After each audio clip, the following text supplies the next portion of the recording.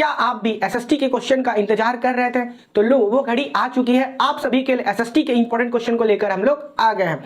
तो बिना देरी के फटाफट इस वीडियो को स्टार्ट करते हैं। तो जैसा कि आप सभी जानते हैं कि आप सभी बच्चों के लिए मैथ्स का और साइंस का पूरा इंपॉर्टेंट क्वेश्चन आपके लिए मैंने करा दिया है। जैसा कि आप बाजू में देख पा रहे होंगे कि हमारे चैनल के प्लेलिस्ट में आपको दिख रहा होगा। अगर आपने उसको नहीं देखा है तो जाकर बिल्कुल देखिए और एग्जाम में अपने अच्छे मार्क्स को लेकर आइए। चलिए इस वीडियो की शुरुआत करते हैं।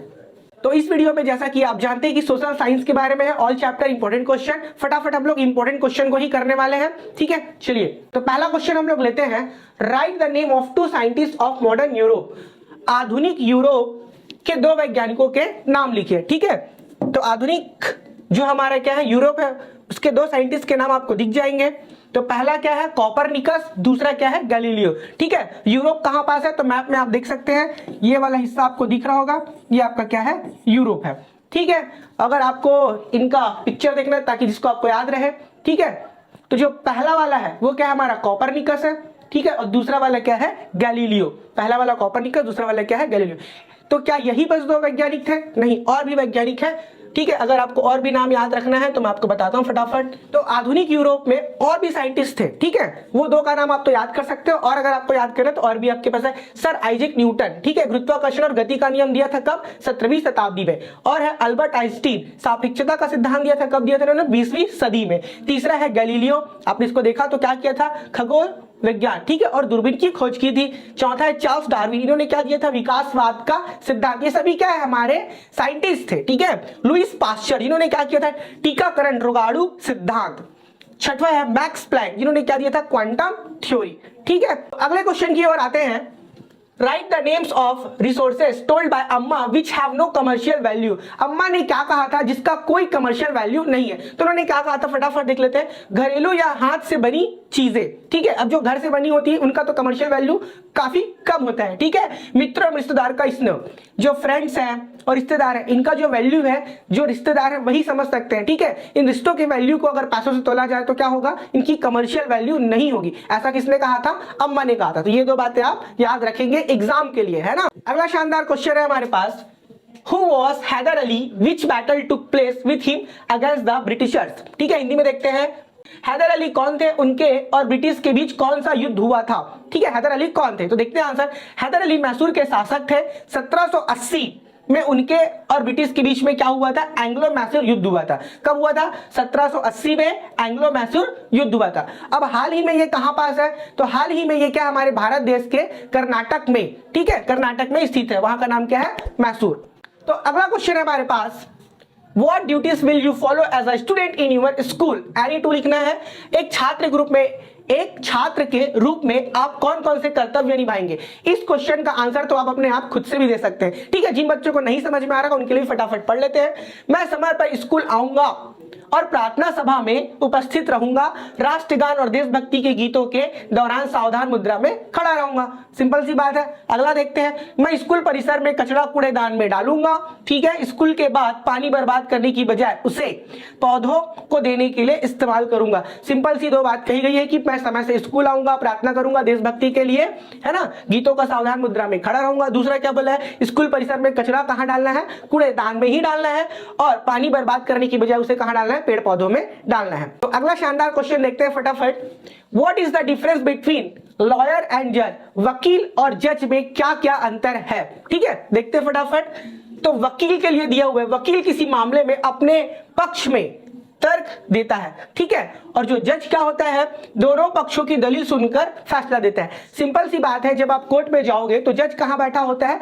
ऊपर बैठा होता है, ठीक है। और वकील कहां होते हैं? नीचे। अब 2 वकील ले लेते हैं एग्जांपल के तौर पर, ठीक है। एक वकील जो होता है जो अपने पक्ष के लिए क्या करता है? बचाव करता है। दूसरा वकील होता है वो क्या करता है? उसके विपक्ष में लड़ता है। तो वकील क्या होता है? अपनी दलीलों को जज के सामने रखता है, और जज क्या करता है? दोनों की दलीलों को सुनकर निष्पक्ष भाव से क्या करता है? फैसला देता है, ठीक है, वो रिजल्ट सुनाता है। तो इनके बारे में फटाफट थोड़ा सा डिटेल में देख लेते हैं। एक चार्ट आपके लिए बनाकर रखा हुआ है, देखो। परिभाषा। तो वकील जो होता है वो अपने क्लाइंट का पक्ष लेता है, ठीक है। और जो जज क्या होता है वो किसी का भी पक्ष नहीं लेता, वो क्या होता है? निष्पक्ष होता है। दूसरा है मुख्य कार्य। तो वकील का मुख्य कार्य करता है अपने जो क्लाइंट है उसका दलील सुनाना, ठीक है, या फिर उसके लिए क्या करना? बचाव करना। तो जज क्या करता है, दलीलें सुनकर निष्पक्ष निर्णय देता है। जज क्या करेगा, दोनों की दलीलों को बारी बारी करके सुनेगा। ठीक है, तीसरा पॉइंट है पक्षधारता। तो किसका पक्ष कौन लेता है? वकील जो होता है एक पक्षवादी होता है। ठीक है, याचिकावादी जो याचिका लेके जाया रहता है, या फिर प्रतिवादी या तो उसके अपोज में होगा। लेकिन जो जज है वो क्या रहेगा, तटस्थ रहेगा, निष्पक्ष, मतलब उसकी भी बातों को सुनेगा, इसकी बातों को सुनेगा, वो किसी एक का पक्ष नहीं लेता है। अगला पॉइंट है योग्यता। अब जो वकील है वो क्या करके आता है, कानून LLB की पढ़ाई करके आता है। ठीक है, और उसके बाद पढ़ाई करने के बाद क्या करना होता है, काउंसिल में रजिस्ट्रेशन कराना होता है। और जो जज होता है या तो पहले वकील रहा होगा या तो उन्होंने एग्जाम पास किया होगा, क्या, PCS J। ठीक है, एग्जाम पास करने के बाद क्या बनते हैं, जज बनते हैं। पद और सत्ता। ठीक है, तो जो वकील है वो सिर्फ क्या कर सकता है, बहस कर सकता है और आदेश नहीं दे सकता। लेकिन जो जज है वो फैसला सुनाता है और सजा भी तय कर सकता है। ठीक है, कैसे बने, तो जो वकील होता है, ठीक है, हर वकील जज बनेगा ऐसा जरूरी नहीं है। ठीक है, लेकिन अगर आप एग्जाम पास करते हैं तो वकील क्या बन सकता है, बाद में जज भी बन सकता है। लेकिन जज के केस में क्या है, जो जज बना हुआ है, ठीक है, वो कभी ना कभी पहले क्या रहा होगा, वकील रहा होगा। आई होप आप ये वीडियो पसंद आया होगा, तो हमारे चैनल को सब्सक्राइब करो और अपने दोस्तों को वीडियो जरूर शेयर करिए। चलिए, अगला क्वेश्चन है शानदार, जीएसटी की व्याख्या करें। ठीक है, ये शब्द तो आप लोगों ने सभी ने सुना ही होगा। ठीक है, जीएसटी जिसका फुल फॉर्म क्या है, गुड्स एंड सर्विस टैक्स, वस्तु एवं सेवा कर।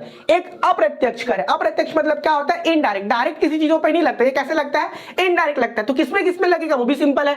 एक तो वस्तु लिखा है तो वस्तुओं पे लगेगा, जैसे कि सामान हो गया, ठीक है, मोबाइल हो गया, आप कोई भी चीजों को बेच रहे हैं उस पे लगेगा। और दूसरा चीज क्या है, सेवा। अब सेवा क्या होता है, जैसे कि बैंकिंग एक सर्विस सेवा है। ठीक है, हम लोग आपको टीचिंग करें, ये भी एक क्या है, सर्विस है। इसमें भी मोबाइल रिचार्ज हो गया, टीवी रिचार्ज हो गया। ठीक है, ये जो भी सर्विस क्या है, जिसको हम लोग भौतिक रूप से देख तो नहीं पाते, ठीक है, ठीक है, उसी को हम लोग क्या बोलते हैं, सर्विस टैक्स। मतलब जैसे कि आपने टीवी का रिचार्ज कराया, ठीक है, फोन पे किया, तो उसमें क्या लगता है, सर्विस जो है, जो सेवा देता है उसका क्या लगता है, टैक्स। और सामान का तो सिंपल सा पता है आपको, जो वस्तु रहता है। ठीक है, अब जैसे कि मान के चलो टीवी है, टीवी भी क्या है, एक ऑब्जेक्ट है, मतलब वस्तु है, तो इसमें भी क्या लगेगा, आपको टैक्स देना ही पड़ेगा। पंखा लिया आपने, उसमें भी लगेगा। ठीक है, तो वस्तु और सेवा में क्या लगता है, कर। तो क्या बोला है, इनसे पूरे देश में कर प्रणाली को एकीकृत किया है, मतलब सबको सम्मिलित किया, जिससे सभी वस्तु के लिए समान मूल्य निर्धारण करना सुनिश्चित हुआ है। ठीक है, थोड़ा सा इसके बारे में और देखते हैं। तो टैक्स कैसे कैसे होता है। ठीक है, सीजीजीएसटी होता है जो कि कहां लगता है, सेंट्रल में होता है, केंद्र सरकार को जाता है। कौन सा, सीजीजीएसटी। दूसरा होता है एसजीएसटी, ये कहां जाता है, स्टेट जीएसटी को, राज्य सरकार को जाता है। ठीक है, उसके बाद है आईजीएसटी, इंटीग्रेटेड जीएसटी। एक राज्य से दूसरे राज्य में सामान की जब बिक्री होती है तो उस पर कौन सा लगेगा, आईजीएसटी। ये था जीएसटी के बारे में। चलिए आगे चलते हैं। तो अगला शानदार क्वेश्चन है, संविधान 26 जनवरी को क्यों लागू किया गया। अब देखो 26 जनवरी को तो लागू किया है, लेकिन इसी दिन ही क्यों लागू किया गया, तो उसका एकदम सिंपल सा ऐतिहासिक आंसर है। 26 जनवरी 1929 को कांग्रेस ने संकल्प लिया कि वे ब्रिटिश शासन में पूरी स्वतंत्रता स्वराज प्राप्त करेंगे। कब लिया था उन्होंने, 29 जनवरी 1929 को लिया था। अब उन्होंने उस दिन ये संकल्प लिया, ठीक है, साथ ही साथ करो या मरो का नारा अपनाया और ब्रिटिश शासन में आगे नहीं झुकने की शपथ ली। उसके बाद इसलिए 26 जनवरी 1950 को संविधान लागू किया गया, क्योंकि यह भारत के लिए एक महत्वपूर्ण दिन था। तो इसी दिन किया। अब 1950 में क्यों, क्योंकि 1947 को जब हमारा देश आजाद हुआ, फिर उसके बाद संविधान लिखना चालू हुआ। ठीक है, तो फिर वो बन के तैयार जब हुआ तो उन्होंने अगला डेट डिसाइड किया 26 जनवरी 1950 को। ठीक है, आई होप आप सभी को समझ में आया होगा, क्योंकि 26 जनवरी ये क्या था, 1929 ऐतिहासिक दिन था। ठीक है, इसीलिए 26 जनवरी 1950 को ही क्या किया गया, संविधान लागू किया गया। अगर आपको फिर भी कोई डाउट है तो हमें कमेंट करें। अगला क्वेश्चन है हमारे पास, राष्ट्रपति। ठीक है, राष्ट्रपति सभी जानते होंगे कि 4 महत्वपूर्ण शक्तियां समझाइए। अब देखो यहाँ पे डायग्राम में दिख रहा होगा, ये हमारी क्या है, राष्ट्रपति। इसका नाम आप सभी लोग क्या करेंगे, कमेंट करेंगे। ठीक है, चलिए आते हैं तो उनकी शक्तियां क्या क्या होती है। पहला है राष्ट्रपति, राज्यपाल, राजदूतों, ठीक है, राज्यपाल, राजदूतों, भारत के महाधिवक्ता और संघ लोक सेवा आयोग के सदस्यों की क्या करता है, नियुक्ति करता है। तो उसको आप याद करते चलो, राज्यपाल, राजदूतों, भारत के महाधिवक्ता और संघ लोक सेवा आयोग। ठीक है, दूसरा पॉइंट पे चलते हैं, वे संसद का सत्र बुलाते हैं, ठीक है, और विधेयक को मंजूरी देते हैं। ये तो समझ में आ गया होगा, संसद का सत्र बुलाते, लोकसभा, विधानसभा, और विधेयक मतलब क्या होता है, जो भी चीजें कानून व्यवस्था बनाई जाती है, पुराने नियम हो गए, ठीक है, उन्हें क्या होता है, लिखकर पेश किया जाता है। तो इसी को हम लोग क्या बोल देते हैं, विधेयक, एक बिल बोलते हैं इसको। ठीक है, तो उसको मंजूरी कौन देता है, राष्ट्रपति। जब विधानसभा, लोकसभा मंजूरी दे देते हैं तो फिर लास्ट में किसके पास जाता है, ये राष्ट्रपति के पास जाता है, फिर ये चीजें एक्सेप्टेबल होता है। तीसरा है राष्ट्रपति उच्चतम न्यायालय के मुख्य न्यायाधीश और राष्ट्रपति उच्चतम न्यायालय के मुख्य न्यायाधीश और उच्च न्यायालय के न्यायाधीशों की क्या करते हैं, नियुक्ति करता है। इसको भी आप याद रखेंगे। चौथा पॉइंट है, वे सशस्त्र बल, नौसेना, सेना, वायुसेना के सर्वोच्च कमांडर होते हैं। क्या है, सशस्त्र बल, नौसेना, सेना, वायुसेना के सर्वोच्च कमांडर होते हैं, मतलब सबसे ऊंचे कमांडर होते हैं। ये चार आपको याद रखना है। तो अगला क्वेश्चन है हमारे पास, what effort should be made from time to time women's education, महिलाओं की शिक्षा के लिए समय समय पर क्या प्रयास किया जाना चाहिए। इस क्वेश्चन का आंसर भी आप सोच और समझकर लिख सकते हैं। ठीक है, कुछ छोटे मोटे क्वेश्चन जो आपकी थिंकिंग एबिलिटी को चेक करने के लिए पेपर में दिया जाता है, तो फिर भी इसका आंसर देखते हैं। महिलाओं की शिक्षा के प्रति परिवारों में जागरूकता फैलाना, ऑब्वियस सी बात है। ठीक है, क्या लिखा है, महिलाओं को शिक्षा के प्रति उनके परिवारों में, ठीक है, महिलाएं जो होती हैं या फिर जो उनको शिक्षा नहीं मिल पाता किसी भी कारणवश, तो उनको शिक्षा मिलनी चाहिए। इसके लिए उनके परिवारों को क्या करना पड़ेगा, बताना पड़ेगा। ठीक है, दूसरा नंबर लिखा है शैक्षिक संस्थानों की संख्या बढ़ाना। अब शैक्षिक संस्थानों की संख्या बढ़ेगी तो ऑब्वियस सी बात है ज्यादा से ज्यादा लोग वहां पहुंच पाएंगे। तीसरा है शिक्षा के माध्यम से महिलाओं को आत्मनिर्भर बनाना।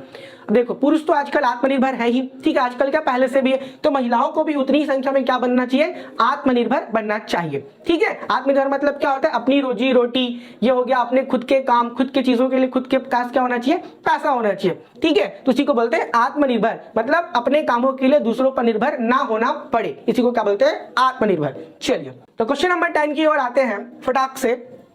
प्राकृतिक गैस के 2 लाभ बताइए। ठीक है, अब प्राकृतिक गैस का लाभ बताने से पहले, ठीक है, प्राकृतिक गैस क्या होता है ये थोड़ा सा समझ लेते हैं। तो प्राकृतिक गैस क्या होता है, नेचुरल गैस। अब नेचुरल से ही बनेगा ये, तो चट्टानों के अंदर, ठीक है, गैस क्या होता है, निर्माण होता है बहुत लाखों वर्षों पहले। ठीक है, जीवाश्म ईंधन हो गए, वो सब चीजें रहते हैं, सड़ गड़ कर क्या बनती है, गैस बनती है नेचुरल प्रोसेस में। तो इसमें मेन रूप से क्या पाया जाता है, CH4 मीथेन गैस पाया जाता है। किस पे, प्राकृतिक गैस में। तो इसके लाभ क्या क्या है, पाइपलाइन के माध्यम से इसे आसानी से परिवहन किया जा सकता है, पाइपलाइन के माध्यम से। यह तेल से सस्ता होता है। ठीक है, अब इसके डिसएडवांटेज भी देख लेते हैं। यह अत्यधिक ज्वलनशील होती है। अत्यधिक ज्वलनशील मतलब बहुत जल्दी आग पकड़ सकता है। कौन सा, नेचुरल गैस। इसे ले जाना आसान नहीं होता। ठीक है, अब जो ज्यादा ज्वलनशील होगा उसे ले जाना आसान कैसे हो सकता है, तो ये इसका क्या है, डिसएडवांटेज है। अगर इसके बारे में थोड़ा सा और देखना है तो फटाक से देख लेते हैं। तो प्राकृतिक गैस के उपयोग और देखते हैं। रसोई गैस में कौन सा होता है, CNG और PNG के रूप में, जिसका उपयोग खाना बनाने के लिए किया जाता है। बिजली उत्पादन में थर्मल पावर प्लांट में भी किया जाता है किसका, नेचुरल गैस का उपयोग। वाहनों के ईंधन में CNG के फॉर्म में किया जाता है, पेट्रोल डीजल की तुलना से क्या होता है, सस्ता होता है। उद्योगों में भी उपयोग किया जाता है, उर्वरक कहाँ, सीमेंट बनाने में। ठीक है, क्या चीज का, नेचुरल गैस का। तो अगला क्वेश्चन है 11 नंबर का, आप किस क्षेत्र में रहते हैं, अपने क्षेत्र के नाम के पक्ष में तर्क दीजिए। ये भी आपके थिंकिंग एबिलिटी को क्या करता है, चेक करता है। ठीक है, तो इस क्वेश्चन का आंसर देखते हैं। मैं छत्तीसगढ़ क्षेत्र में रहता हूं। अगर आप जहां भी रहते हैं उसका यूज करेंगे।